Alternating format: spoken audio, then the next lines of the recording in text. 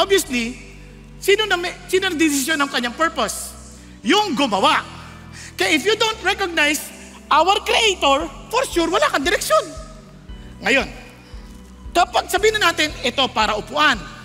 Kung gagamitin mo to, ayon sa kanyang design, magiging blessing siya sa ibang tao.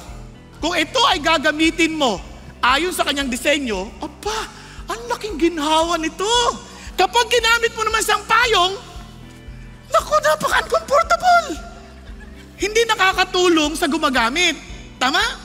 So, ganun tinon tayo. Yung pamilya, may dahilan na yun. May disenyo ang Diyos. If we live according to the mission God entrusted to us, for sure, we will be a blessing to many. Are you following? Paano mo malalaman yung design mo? Go back to your Creator.